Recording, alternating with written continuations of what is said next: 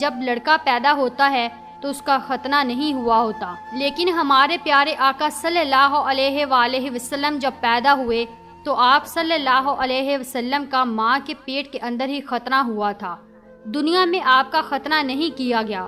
یہ 3 چیزیں دیکھ کر دائی شفا گھبرا گئی اور حضرت آمنہ رضی اللہ تعالیٰ عنہ سے کہنے لگی، اے آمنہ، میں نے اپنی ساری زندگی میں ایسا بچہ نہیں دیکھا۔ حضرت شفا نے حضور صلی اللہ علیہ وسلم کو اپنی گود میں لے کر ایک طرف زمین پر لٹا دیا۔ دائی شفا نے جیسے ہی حضور صلی اللہ علیہ وسلم کو زمین پر لٹایا تو حضور نبی کریم صلی اللہ علیہ وسلم نے ایک جھٹکے سے کروٹ بدلی اور گھٹنے ٹیک کر سیدھے سجدے میں چلے گئے۔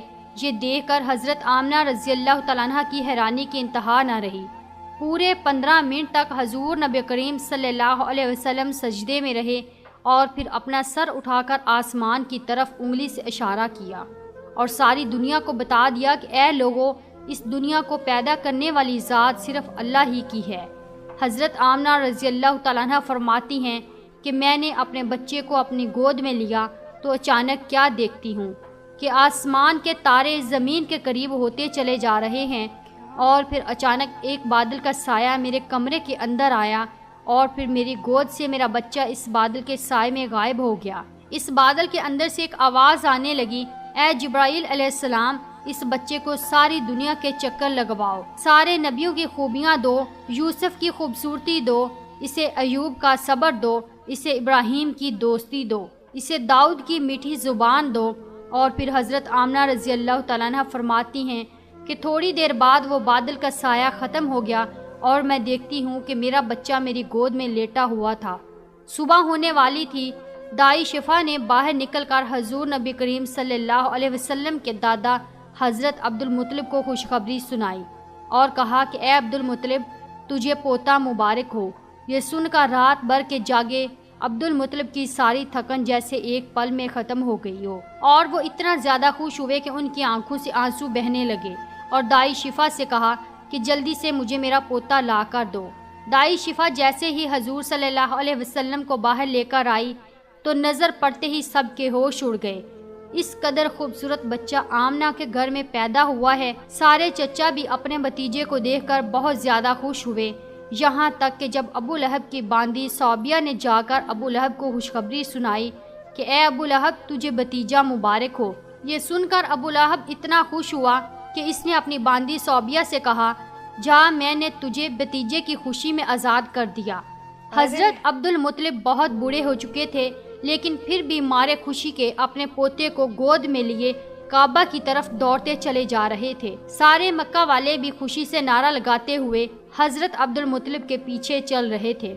کعبہ کے پاس پہنچ کر عبد المطلب نے اللہ سے دعا مانگی، اے اللہ، میرے پوتے کو سلامت رکھنا اور اسے زندگی میں بہت بڑا انسان بنانا۔ شاید عبد المطلب کو یہ نہیں پتا تھا کہ ان کا پوتا تو وہ انسان ہے جس کی خاطر اس دنیا کو بنایا گیا ہے۔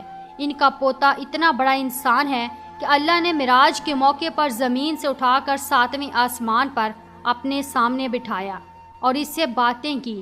ان کا پوتا وہ انسان ہے جسے مایوس دیکھ کر اور اس کی آنکھوں میں آنسو دیکھ کر آسمان پر تہلکہ مچ جاتا تھا۔ حضرت عبد المطلب نے کعبے کا غلاف پکڑ کر اپنے پوتے کے لیے دعائیں مانگی اور پھر انہوں نے پوتے کا نام محمد رکھا۔ محمد کا مطلب ہوتا ہے کہ جس انسان کی بہت زیادہ تعریف کی جائے۔ یہ نام سن کر مکہ والے کہنے لگے، اے عبد المطلب، یہ ایک ایسا عجیب سا نام تم نے اپنے پوتے کا رکھ لیا ہے، ہم نے تو آج تک ایسا نام نہیں سنا۔ تو حضرت عبد المطلب نے جواب دیا کہ اے مکہ والو، تمہیں کیا پتا کہ میرے اس بچے کی ایک دن ایسی شان ہوگی، لوگ اس کے پیچھے چلیں گے۔ ایک بار حضور اکرم صلی اللہ علیہ وسلم مدینے میں اپنے صحابہ کرام کے ساتھ بیٹھے ہوئے تھے تو حضور کریم صلی اللہ علیہ وسلم کے چچا حضرت عباس نے فرمایا، اے اللہ کے رسول، مجھے بچپن ہی میں معلوم ہو گیا تھا کہ آپ بڑے ہو کر کوئی بہت بڑے انسان بنو گے۔ حضور صلی اللہ علیہ وسلم نے پوچھا، اے چچا جان، آپ کو کیسے پتا؟ تو حضرت عباس رضی اللہ تعالیٰ عنہ نے فرمایا کہ اے اللہ کے رسول، جب آپ 2 مہینے کے تھے تو ایک رات میں نے آپ کو دیکھا کہ آپ چارپائی پر اکیلے لیٹے رو رہے تھے۔ میں نے آپ کو چپ کرانے کی کوشش کی لیکن آپ نے میری طرف نہیں دیکھا، بلکہ اچانک آسمان کی طرف دیکھ کر مسکرانے لگے۔ میں حیران رہ گیا اور پھر میں نے بھی آسمان کی طرف دیکھا تو میری نظر پھٹی کی پھٹی رہ گئی۔ میں نے دیکھا کہ چاند آپ کی انگلی کے اشارے پر ناچ رہا ہے۔ آپ جدھر انگلی لے جاتے چاند ادھر کو ہو جاتا ہے۔ یہ منظر دیکھ کر میں سمجھ گیا کہ آپ کوئی عام انسان نہیں ہیں۔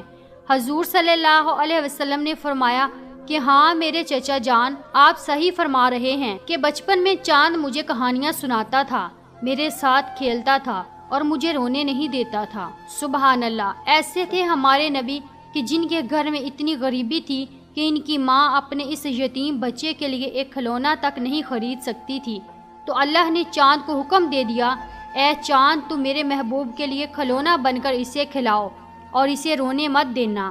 حضور صلی اللہ علیہ وسلم کی جس دن پیدائش ہوئی تو اس دن دنیا میں جتنے بھی بت تھے وہ سب زمین پر اوندے منہ گر پڑے۔ ایران کے بادشاہ کے دربار میں 1000 سال سے ایک آگ جل رہی تھی، وہ لوگ آگ کی پوجا کیا کرتے تھے۔ حضور نبی کریم صلی اللہ علیہ وسلم کی جس وقت پیدائش ہوئی تو ایک دم وہ آگ بجھ گئی اور اس بادشاہ نے اپنے محل میں اپنی شکل کی 14 لائٹیں بنوا رکھی تھی۔ حضور صلی اللہ علیہ وسلم کی پیدائش پر وہ ساری لائٹیں دھڑم سے جا کر زمین پر گریں۔ اگلے دن دوپہر کے وقت ایک یہودی آدمی اپنا کچھ سامان بیچنے کے لیے مکہ آیا ہوا تھا، تو اس نے آسمانوں پر دیکھا تو اسے وہ ساری نشانیاں دکھنے لگی جو آخری نبی کے پیدا ہونے کی نشانیاں تھیں۔ اس نے مکہ والوں سے پوچھا کہ آج کسی کے ہاں کوئی بچہ پیدا ہونے والا ہے؟ ان لوگوں نے بتایا کہ ہاں فلاں فلاں عورت کے ہاں لڑکا ہوا ہے۔ اس یہودی نے کہا کہ نہیں، ایسا کوئی بچہ جس کا باپ نہ ہو۔ تو لوگوں نے بتایا کہ ہاں عبد المطلب کا پوتا پیدا ہوا ہے۔ اس یہودی نے کہا کہ مجھے چل کر دکھاؤ، میں اس بچے کو دیکھنا چاہتا ہوں۔ پھر وہ یہودی حضرت آمنہ رضی اللہ تعالیٰ عنہ کے گھر پہنچا اور حضور صلی اللہ علیہ وسلم کو اپنی گود میں لیا اور پھر پلٹ کر حضور نبی کریم صلی اللہ علیہ وسلم کی پیٹھ کو دیکھا تو اس کی چیخیں نکل گئیں، کیونکہ حضور نبی کریم صلی اللہ علیہ وسلم کی پیٹھ پر نبوت کی مہر لگی تھی۔ جب اس یہودی نے نبوت کی مہر دیکھی تو وہ روتا ہوا کہنے لگا، ہائے افسوس، آج یہودیوں کے ہاتھ سے نبوت نکل گئی، اب ان کی بربادی بہت قریب ہے۔ ایک آمنہ کا لال، ایک فاطمہ کا لال، نانا بھی بے مثال تو نواسا بھی بے مثال۔ سبحان اللہ۔